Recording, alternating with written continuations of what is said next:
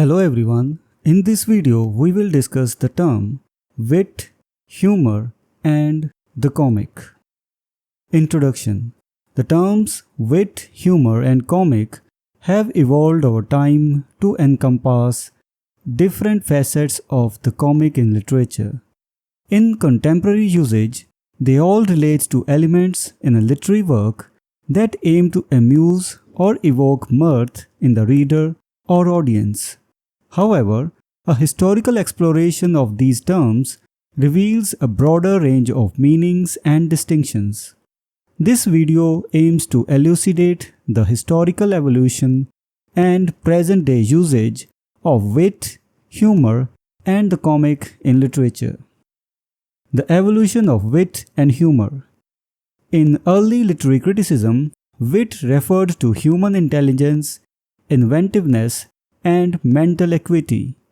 In the 16th and 17th centuries, it also denoted ingenuity in literary invention, especially the ability to create brilliant, surprising, and paradoxical figures of speech.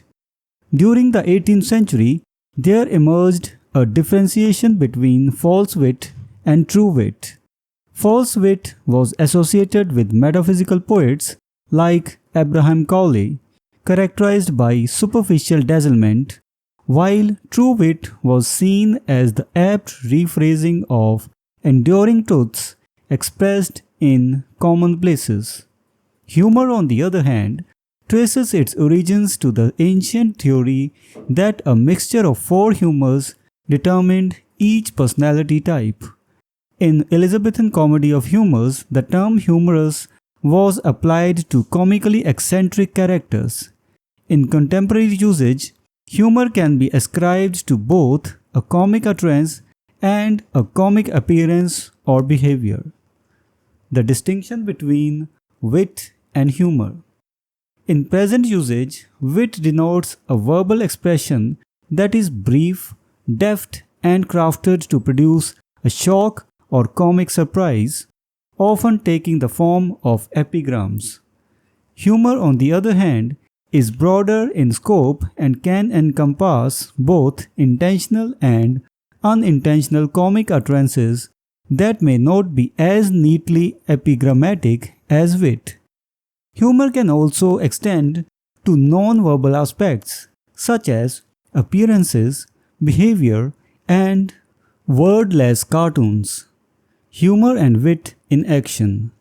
Harmless wit evokes laughter or a smile without malice, while tendency wit is aggressive and derisive, directing laughter at a specific target.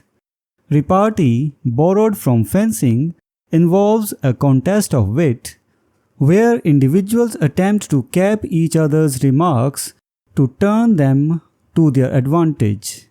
The comic. The term comic defines elements in a literary work that aim to amuse or create mirth.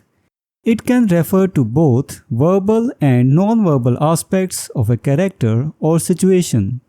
Humor, in its normal use, refers to purely comic elements that evoke sympathetic laughter or laughter as an end in itself.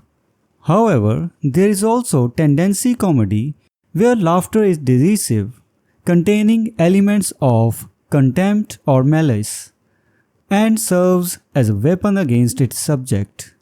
Tendency comedy and tendency wit are devices used in satire, a literary art that derides and derogates its subject. Conclusion. Wit, humor, and the comic have undergone significant changes in meaning over time. While they all refer to comic elements in literature today, their historical evolution reveals more nuanced distinctions. Wit involves a brief, surprising, and epigrammatic expression designed to produce comic surprise, while humor encompasses a broader range of comic elements, including non-verbal aspects. Furthermore, there is a difference between harmless wit and tendency wit or tendency comedy, the latter being more derisive and aggressive. Understanding these nuances enriches our appreciation of the varied manifestations of the comic in literature. So this was the discussion on terms wit, humor, and the comic. We will meet in the next video and discuss some other term. Until then, goodbye and thank you. Hello everyone, welcome to this series on literary terms and literary theory.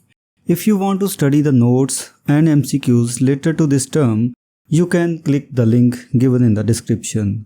We are also going to start our online and offline classes for UGC NET for English literature very soon. So stay connected with us.